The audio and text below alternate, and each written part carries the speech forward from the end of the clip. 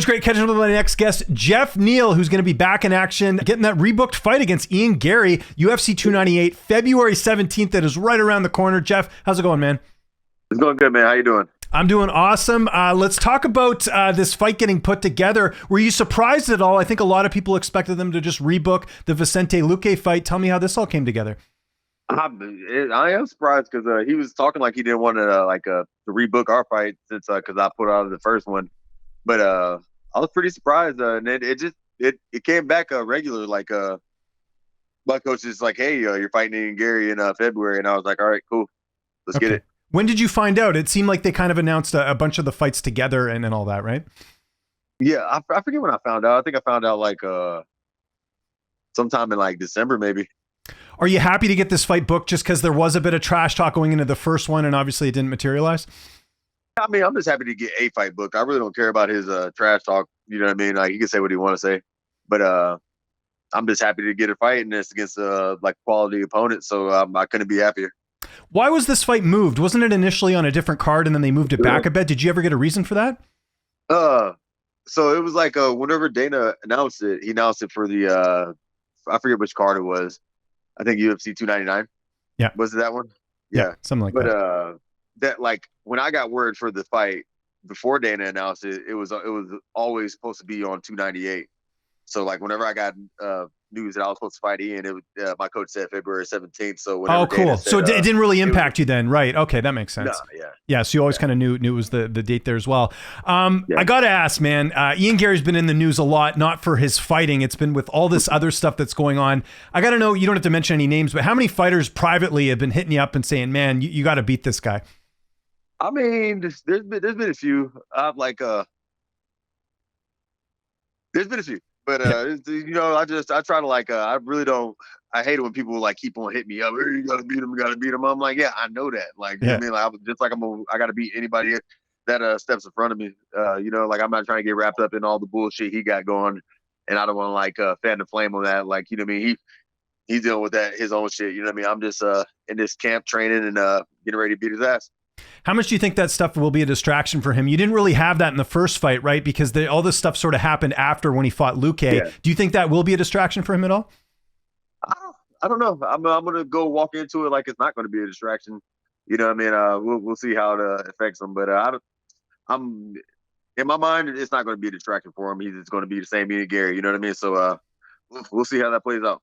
What did you make of Gary's latest post? I saw you posted something on Facebook today. I think it went to your Facebook from Instagram. I think he was kind of alluding to you having health problems and him saying oh, I'm going to beat the health or the long COVID out of you or something like that. I don't know what the fuck he's saying. Fuck him. It was just funny. It was he wanted to show a picture of fucking him on a little bike, man. I've been hitting my cardio hard too. I do the same workout, and you know what I mean? And I probably do it better and harder than you do, but it is what it is. He thinks he's funny.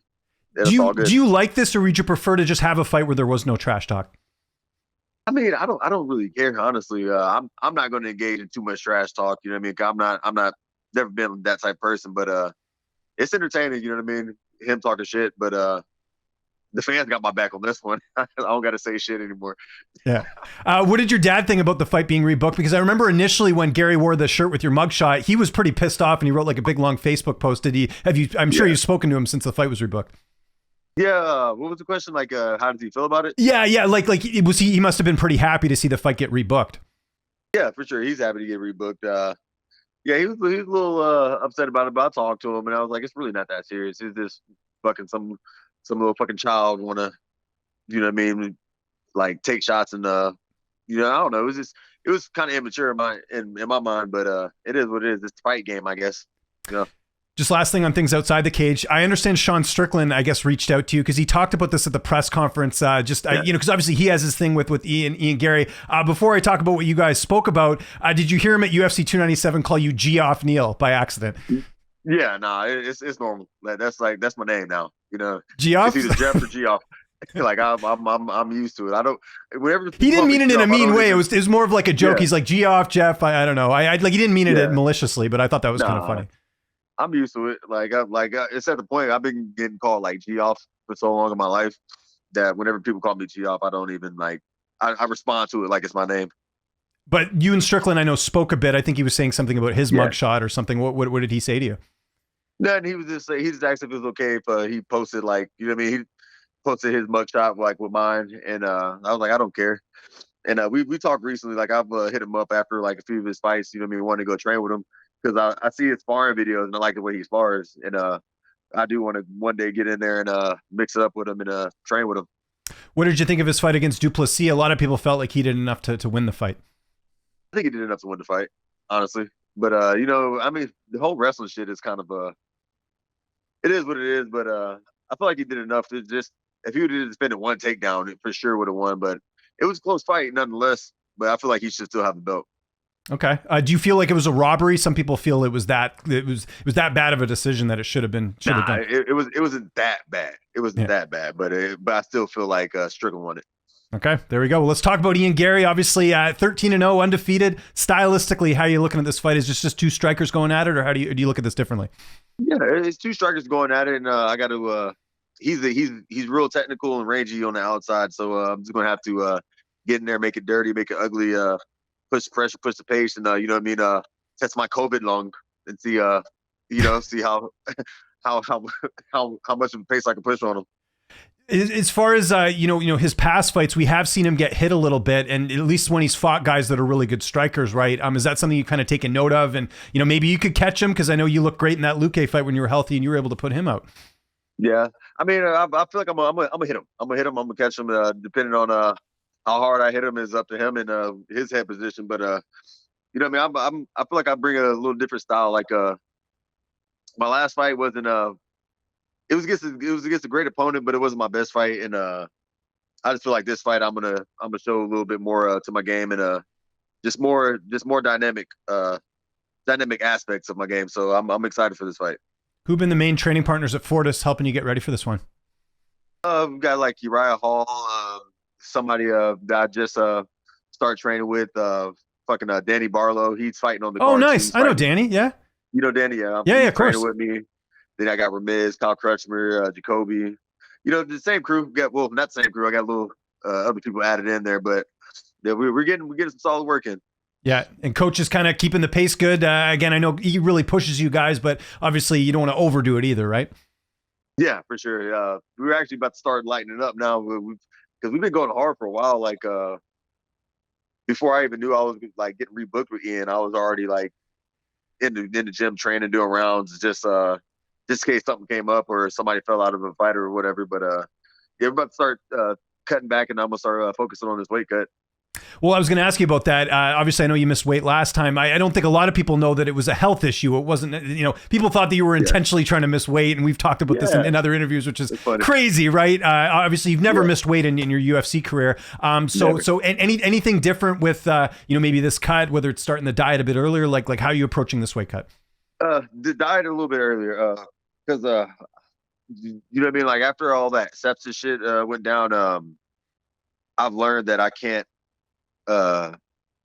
get away with the shit I used to now. You know what I mean? Things changed my body, and you know what I mean? My body's still good. I'm still in shape. I'm still healthy, but things that my body's not responding the way it used to be. So I had to change some things up. But like now my weight's on point. I feel great. I feel good. Even with the diet I'm on, I still have energy like through the roof. So I should be good this fight. What are you primarily eating? Is it just like a lot of like non-processed foods, more like, real food type stuff? Real food. I mean, like turkey and salmon. Okay. Turkey, salmon, veggies, wow. So really lean stuff then. Yeah, really lean stuff. And just portion control and all that. Okay. I do like juice cleanses every week. So yeah. It's all worked out. That's good. Are you still doing the waiter job as well? I know you kind of hate talking about this, but just in terms of like the cut and all that, because I know obviously if you're at a restaurant, you're probably not eating that great.